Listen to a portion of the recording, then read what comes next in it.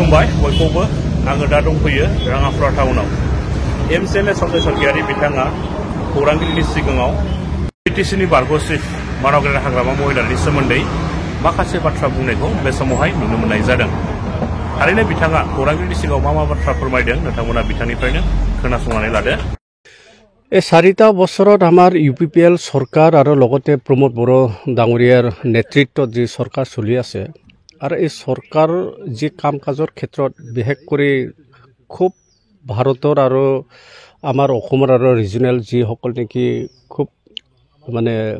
Experience পলিটিচিয়ানসকলে তেওঁলোকে চাই আছে যে সঁচা অৰ্থত প্ৰমোদ বড়ো ডাঙৰীয়াই কি কাম কৰিছে আৰু কি কাম কৰা নাই। তো আজি আমাৰ বিটিআৰৰ চিফ প্ৰমোদ বড়ো ডাঙৰীয়াৰ যিটো নেকি কাম কাজ কৰাৰ ক্ষেত্ৰত আৰু এইটোকে দেখা পাই আছে যে ভৱিষ্যত আকৌ আমাৰ ইউপিপিএল দল এই দলে চৰকাৰৰ অহাৰ পিছত যথেষ্টখিনি ৰাইজৰ কাম কৰিছে কথাটো গম পাই তেওঁলোকে মানে জ্ঞাত হৈ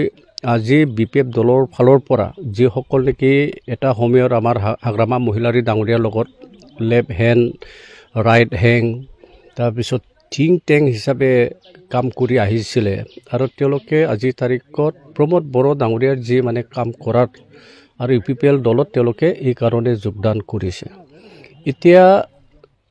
চন্দন ব্ৰহ্ম খাম্ফা বৰগোহাঁই হিতেশ বসুমতাৰী আৰু লগতে বিভিন্ন মানে কৰ্মকৰ্তাসকলে ইউপিপিএল দলত মানে যোগদান কৰিছে। আমি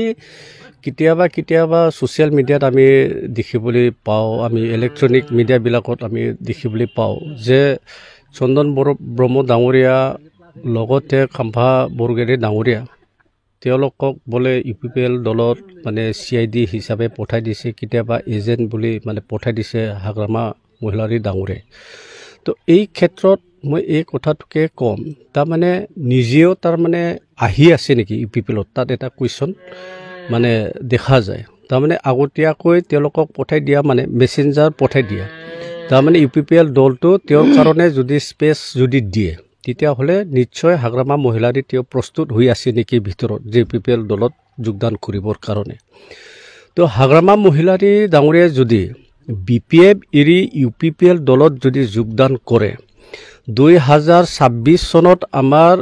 MLA ইলেকশ্যনটো হ'বলৈ গৈ আছে আৰু MLA ইলেকশ্যনত আমাৰ ইউপিপিএল চৰকাৰ নিশ্চয় তেওঁক এটা ভাল কি কয় সমষ্টিত তেওঁক MLA চিটটো দি দিব আৰু সেইখিনি সময়ত আমাৰ বিটিআৰৰ মুৰব্বী আৰু ইউপিপিএলৰ মুৰব্বী প্ৰমোদ বড়ো ডাঙৰীয়াই যিহেতু চৰকাৰ আমাৰে থাকিব, যিহেতু আমি পাৰ্ট অফ দ্য NDA আৰু সেইখিনি সময়ত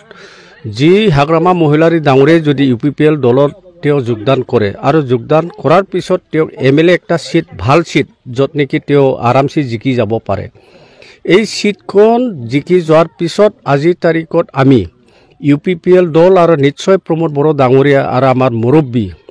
সকল যিসকল নেকি আমাৰ থিংক টেংক আছে, এইফালে উৰ্খাওগৰা ডাঙৰীয়া, ৰণগৰা ডাঙৰীয়া, মাধৱ চেত্ৰী,